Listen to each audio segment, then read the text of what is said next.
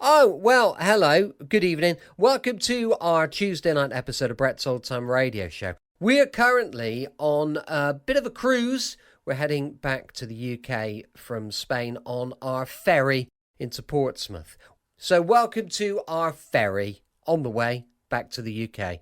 Thanks for joining us once again for our regular late night visit to those studio archives of old time radio shows right here, well, in the middle of the ocean. I'm Brett, I'm your host for our Nighttime podcast. Welcome to another episode. Got Facebook, Instagram and YouTube. They're all called Brett's Old Time Radio Show. If you get a minute or two, check out as well our awesome Patreon page, patreon.com/Sunday Night Mystery. Time now for mystery and adventure from Sherlock Holmes and Dr. Watson. This is an episode first broadcast on the 30th of November 1947. It's called The Cradle That Rocked Itself.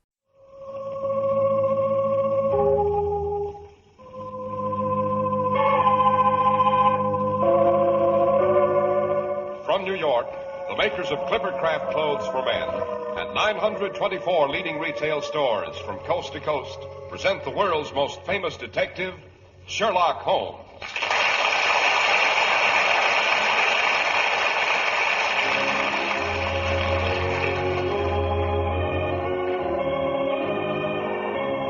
Our stories are based upon the character of Sherlock Holmes, created by Sir Arthur Conan Doyle. Sherlock Holmes is portrayed by John Stanley, Dr. Watson by Alfred Shirley, and the dramatizations are by Edith Meiser. Well, here we are again in front of Dr. Watson's cheerful fireplace, ready for another story about the fabulous Mr. Sherlock Holmes. What's it to be tonight, Dr. Watson? Personally, I always refer to tonight's adventure as the Cornish Horror, or the case of the cradle that rocked itself. The cradle that rocked itself? Why, that sounds fairly fantastic, Dr. Watson. Not only fantastic, Mr. Harris, sinister. But before we become further involved in the exceptional events that occurred on the Cornish Peninsula, suppose you tell us of something exceptional that goes on all the time in the United States. I allude, of course, to the Clippercraft plan. With a great deal of pleasure, Dr. Watson. The Clippercraft plan really is something exceptional, and it goes on in the hometown of every man listening in. As a matter of fact, the great big idea behind the Clippercraft plan is to give you the finest clothes at prices far less than you expect to pay. At your own local independent store, at the store you can trust. Now, here's how it works. The remarkable Clippercraft plan concentrates the buying power of 924 leading stores across America, making tremendous savings in manufacturing and distribution costs. It passes on those savings to you. That's why you can buy beautifully tailored Clippercraft suits that look like twice the money at only $40 and $45. Top coats and overcoats are only $40. The values are so amazingly outstanding that we urge you to compare them with clothes selling for many dollars more. And now to return to Cornwall. What were you and Sherlock Holmes doing down there, Dr. Watson? Recuperating. Holmes had spent a particularly active autumn solving 3 dangerous and exhausting cases in rapid succession, and a vacation was indicated. I had visions of basking in the south of France or sunny Italy, but not Holmes. He elected to return to the small cottage near Lyme Bay, which we had occupied once before. During the adventure of the Devil's Foot, if I'm not mistaken, Doctor. Right. Now, the bays and inlets of the Cornish Peninsula are green and sheltering in the sunny summer weather. But in December, the blustering gales whipped the surge-swept reefs and black and sinister cliffs. Well, one particularly violent morning, Holmes and I were ensconced on either side of the fireplace. Holmes was engrossed in a consignment of books on philology, which had just arrived from London.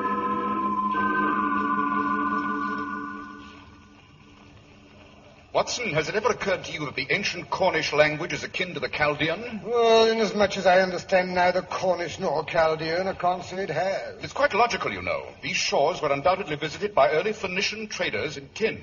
In fact, many historians believe that the pirates who later operated from this coast had more than their share of the old Phoenician heritage. A fine, disreputable background for any district. Profitable is the word, Watson. Hello, who's this fighting his way up the path in the teeth of the gale?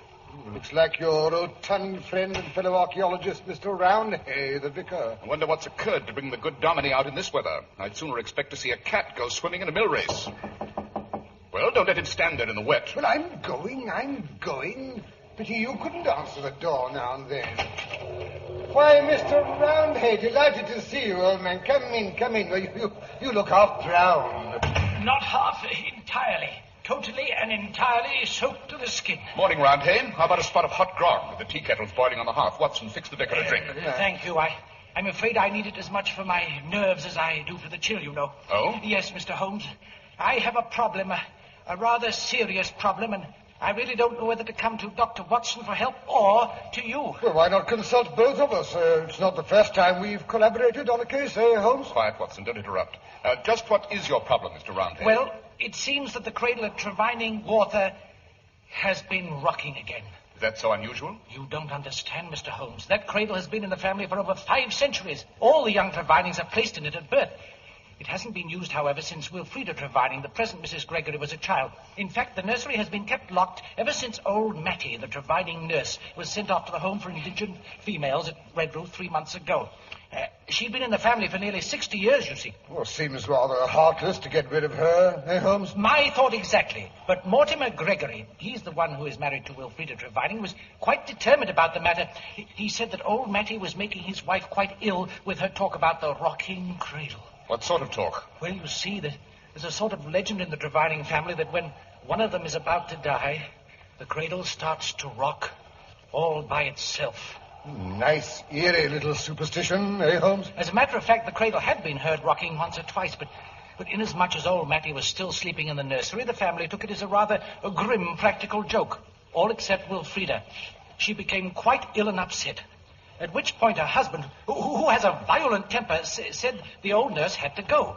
Dr. Dennis Trevining, who is Wilfrida's cousin and physician as well, was inclined to agree with him, so they sent for a nurse from St. Ives Hospital to take over.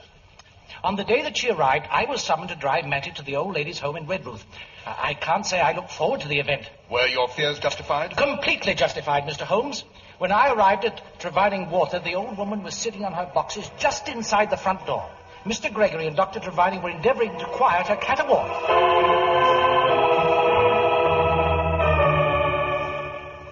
Calls herself a nurse, does she? What does she know about bringing babies into the world?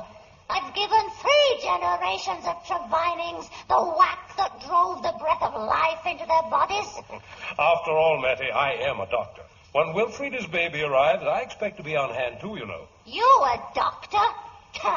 I wouldn't trust you to treat my Timothy here. Hey, Timmy. Timmy agrees with me. He may be a cat, but he knows as much about what's going on around here as I do. That'll and that's do. plenty. Mattie, that'll do. We've made enough trouble already. You've upset my wife so that she's had to take to her bed. Me upset, Miss Wilfrida. My Miss Willie that I taught to walk and play patty cake and eat a porridge like a good girl. It's not me that's made her sick. And what's more, if any harm comes to her, I'll put a curse on this house. Though there's 10 miles of moorland between here and Redruth, I'll come back and rock that cradle somehow. And you know what that means.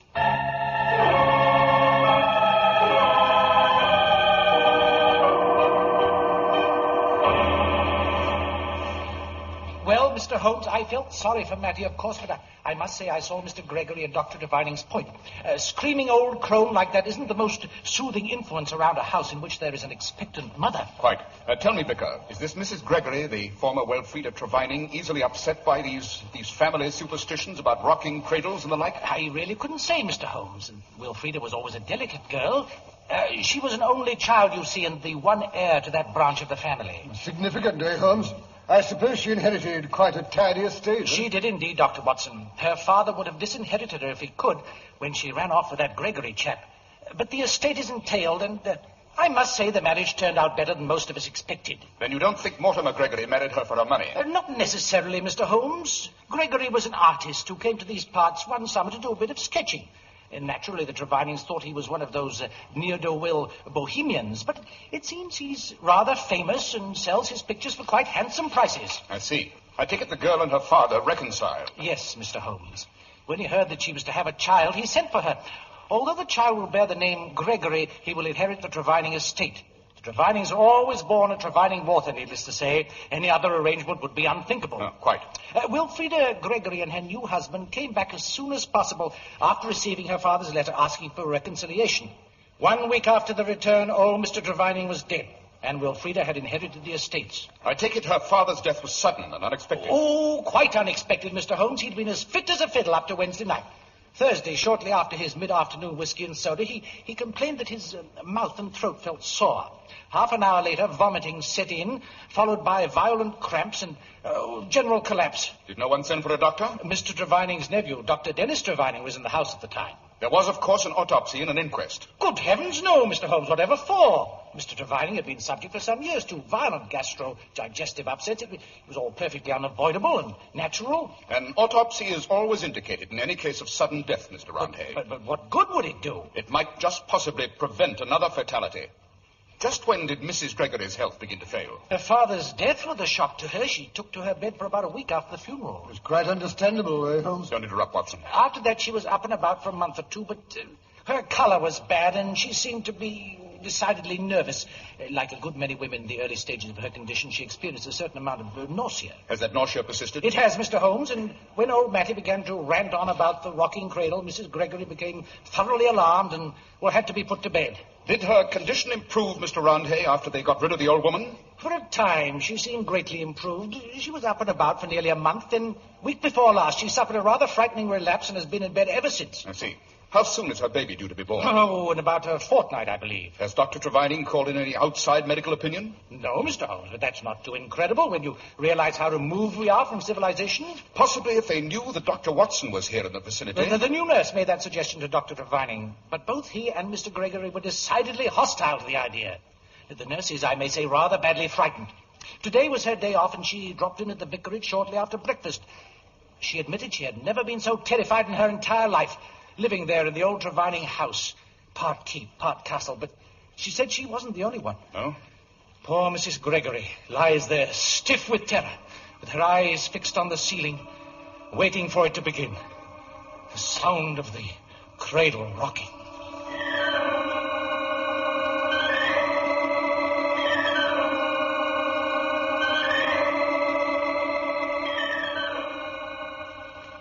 Miss, it's getting dark. Light the lamp. Very well, Mrs. Gregory. That's better.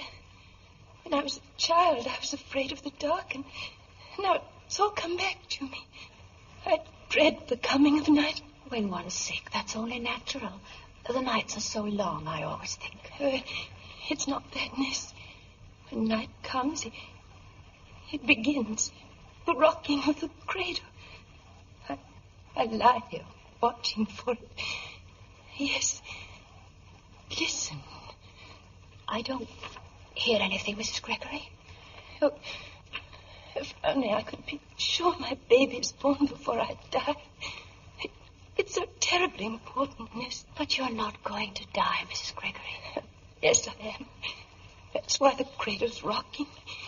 And listen. There it goes. Rock. Rock. Rock. It's for me, Miss. It's for me.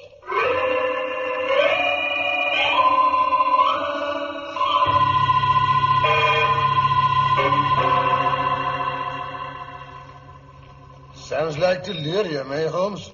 A cradle that is heard only by a desperately sick woman? But you don't understand, Dr. Watson. Mrs. Gregory isn't the only one who hears the cradle rocking. The nurse can hear it, too. The nursery at Trevining Water is directly over the master bedroom, and that rocking cradle can be heard several times a night. But only intermittently. That's right, Mr. Holmes. And never in the daytime. No, always after dark. Miss Henderson, the nurse, says it's having a dreadful effect on Mrs. Gregory. She's in a state of great exhaustion. In the last few days, the nurse has also noticed a local pustular eruption. That could be induced by the nervous strain, I suppose. Not necessarily. Yes, I think Dr. Watson and I had better pay a visit to Trevining Water shortly after dark today. I trust we can persuade her family to allow Dr. Watson to have a look at Mrs. Gregory, and I think I can suggest what he's to look for. As for myself, I'm more interested in what causes that cradle to rock.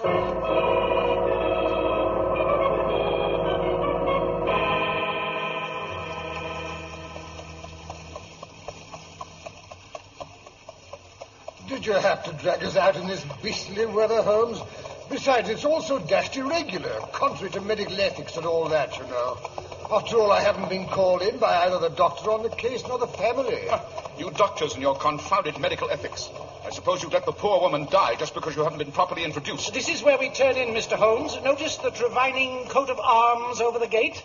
Aha, very significant, Mr. Roundhay. Oh, what's so significant about it? I could hardly see the blasted thing in this fading light. For one thing, the Trevinings had the bar sinister. For another, that was the Jolly Roger up in the upper right-hand quarter. That's right, Mr. Holmes. The Trevinings have more than their share of pirate ancestors. They boast of the fact, you know. Well, here we are. This is Trevining water. Frightening-looking old pile, eh, Holmes? You bet. Wait for us here, Jonathan. Right, we may be leaving in rather a hurry. Give the bell a pull, Watson. No, wait. I sent word to Miss Henderson to be on the lookout for us. Ah, Miss Henderson, I thought you'd be watching for us. This is Mr. Holmes and Dr. Watson. How do you do? How do you do? Come in, please. I'm so glad you've both come. Both. Mrs. Gregory was having a particularly bad spell when I returned this afternoon. Have you told Mrs. Gregory's husband and her doctor that you expected us? No, Mr. Holmes. Fortunately, there was no opportunity. The doctor was called out on a confinement case an hour or so ago, and Mr. Gregory has had to go to St. Ives for the assizes. He shouldn't be back until after supper. Excellent. You will take Dr. Watson to see Mrs. Gregory immediately. Mr. Roundhay knows the house well enough to direct me to the nursery, I gather. Oh, yes, Mr. Holmes. Top floor, second right. I'm afraid the door is kept locked, Mr. Holmes. My dear young lady, it takes more than a locked door to stop Sherlock Holmes. Come along, Vicar.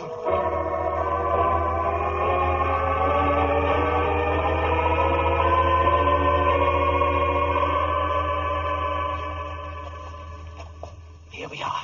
It's the next door. It's locked right enough. Then there's nothing we can do. On the contrary, I have a very neat little jemmy that I acquired when I was instrumental in apprehending a certain famous cat burglar. Quite a breeze coming through the keyhole. You mean you're going to pick the lock? May take a moment or so. Well, I do hope no one comes and catches us at it. I don't know what my flock would say. Mr. Holmes, did you hear that?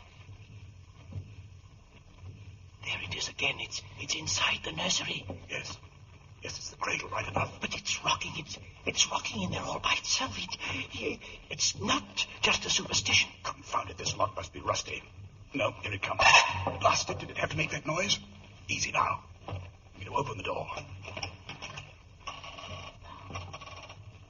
It's so dark in there. Give me the candle, I'm going in.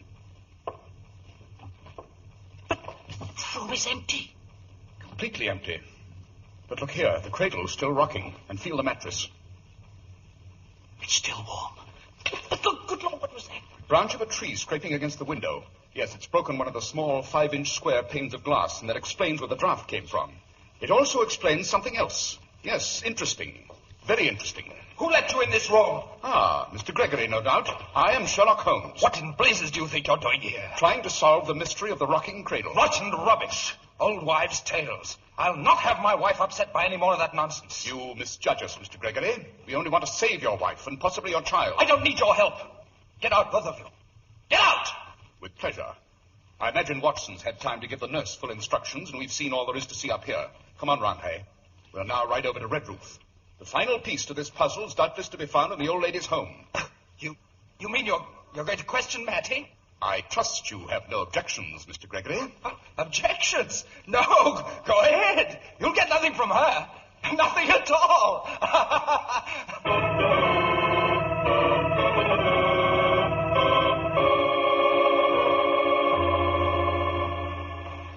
So kind of you to see us, matron, particularly this late in the evening. It is well after our visiting hours, Mr. Roundhead. But when they told me it was the vicar of Tredanick Wallace, Mr. Sherlock Holmes, I'll admit my curiosity got the best of me. Oh, but you gentlemen must be congealed. May I offer you a cup of tea? Thank you, matron, but we've no time for social amenities. Our night's work has only just begun. So, if you'll allow us to have a few words with one of your inmates, Miss Mattie, what's her other name, Vicar? Bless my soul, I don't know. But she was nurse in the Trevining household for many years. She came here to the home 3 months ago. Oh, you mean Mattie Fennelly, Vicar? Of course. I'm afraid you can't see Mattie, gentlemen. Why not? Is anything wrong with her? Is she ill? No, Mr. Holmes. Mattie Fennelly died 6 weeks ago. Died? Yes, Mr. Holmes. But why wasn't I told? Why wasn't her body brought back to us for proper burial? Well, I understand her family didn't want Mrs. Gregory to know. They were afraid the shock of Mattie's death would upset her. Quite. Matron, how did the old woman die? Had she been sick long? Oh, no, Mr. Holmes. She'd had a very good day. Mrs. Gregory had driven over from Tredanick to have tea with her. She brought a pound cake for Mattie. Pound cake was her favorite, it seems. How soon after Mrs. Gregory left was Mattie taken ill? Not till the middle of the night. Seems she sneaked the rest of the pound cake off to bed with her and had eaten it after the lights were put out. Old people and children frequently make pigs of themselves, I'm afraid. We sent for Dr. Dennis Trevining at once. He lives halfway between Redruth and Tredanick Wallace. He was here inside of an hour. She seemed to get better when she saw him. Shortly thereafter, she had another attack, which ended in a complete collapse. Oh, this is an exasperating case, Holmes. One blind alley after another. Old Mattie turning up dead slams the final door in our face. On the contrary, we may very well find out more from Mattie dead than we would if she were alive. But where will you go to question her, Mr. Holmes? To the graveyard, of course. Where is she buried, Matron? In the churchyard at St. Stephen's. It's on the cliffs at the other side of the town. I don't suppose you could supply us with a couple of shovels, Matron? Oh, Holmes, you're not thinking of exhuming the body at this hour of the night? Why not? Just one more question, Matron. What happened to Mattie's cat after her death? Timothy? Yes. Oh, he disappeared shortly after the funeral. No one knows what happened to him, Mr. Holmes. I think I can make a guess, Matron. Yes, I think I can make a guess.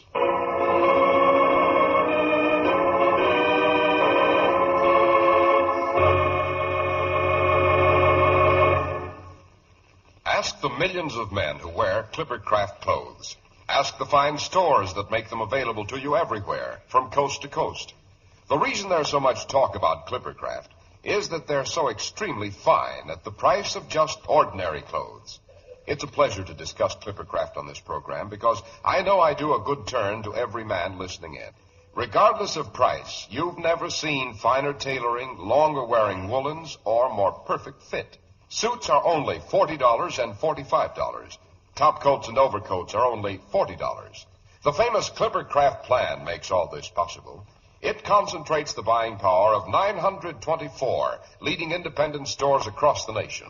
You get the savings that result from this group buying. Selling expensive clothes at inexpensive low prices at the nation's finest independent stores is the great big idea behind the Clippercraft plan. That's why men who know insist on Clippercraft clothes.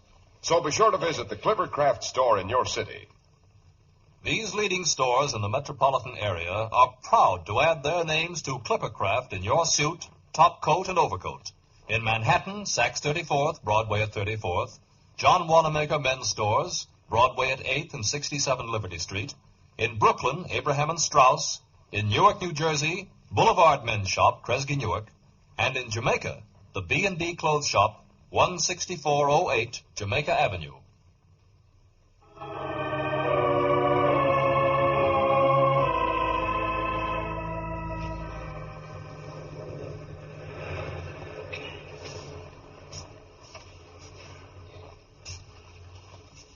Oh, here, you take the shovel, Holmes. It's your turn. I'm exhausted. That's what comes of letting yourself get out of condition. Yes, I like that.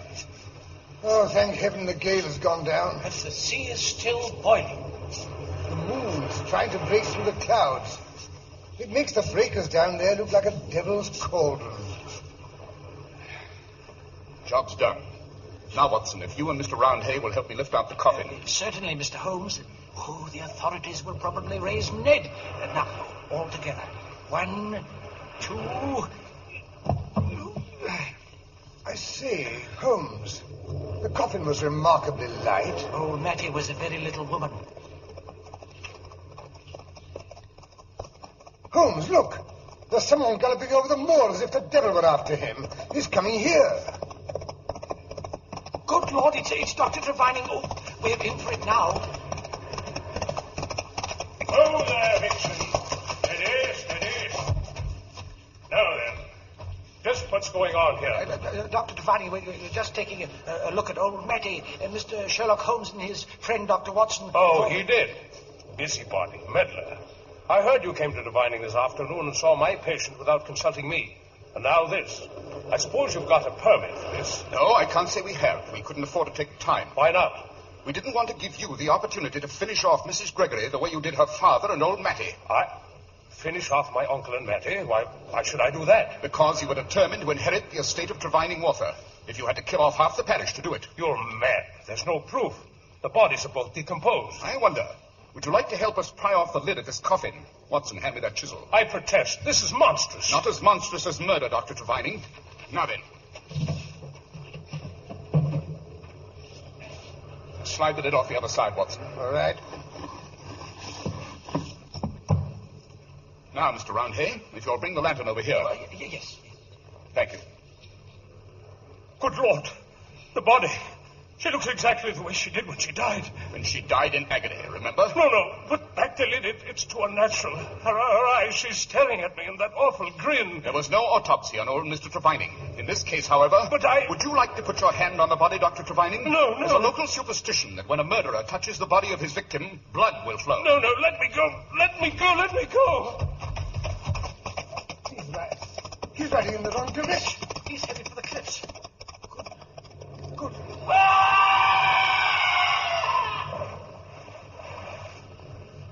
Good Lord. He rode the horse straight over the edge. They'll be smashed to death on the reefs. The Devil's Cauldron, as Watson called it, has claimed its own. Yes, the rocks on which his pirate ancestors wrecked so many helpless ships. I'm not surprised the sight of old Mattie's body unnerved him. Who would suspect that after 6 weeks there would be almost no signs of decomposition? I not only suspected it, Mr. Roundhay, I knew. How so? Dr. Dennis Trevining chose one of the few poisons that also tends to act as a preservative. I allude, of course, to tartar emetic, commonly called antimony.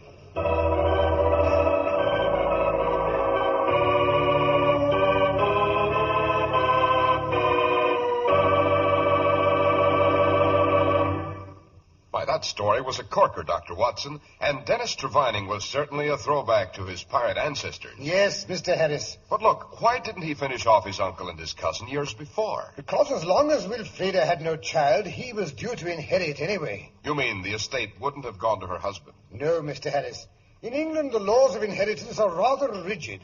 If a married woman who owns estates dies after giving birth to a living child, her husband will hold the lands for life as tenant by the courtesy of England. And that's what Dennis Trevining was determined to prevent at any cost.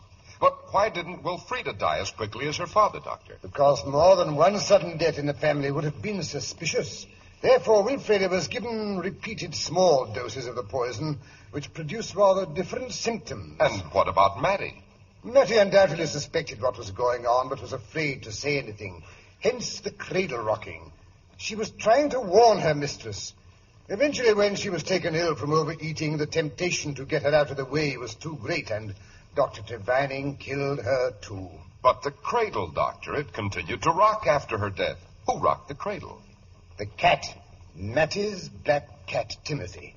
He found his way back to his old home, climbed up the tree outside the nursery window and entered through the broken window pane, and made himself at home in the most comfortable piece of furniture, the old cradle. Holmes knew at once what had happened. Well, how, Doctor? By observing some short black cat hair on the mattress. Of course, it's also obvious. Yes. One Sherlock Holmes points out the explanation. Got me that time.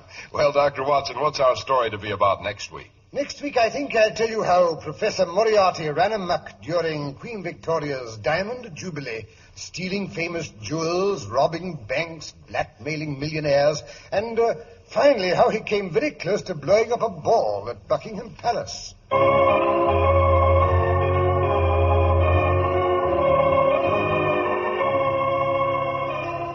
The makers of Clippercraft Clothes and 924 leading stores from coast to coast have brought you another in the new series of broadcasts featuring the world's most famous detective, Sherlock Holmes.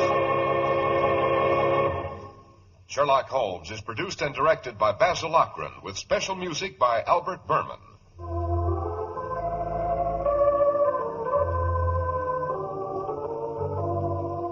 If you don't know your Clippercraft dealer, write Clippercraft, 200 Fifth Avenue, New York City. Be sure to listen next week to Sherlock Holmes in the case of Professor Moriarty and the Diamond Jubilee. If you'd like to attend the Sherlock Holmes broadcasts in New York, see your local Clippercraft dealer, and he'll tell you how to obtain your tickets.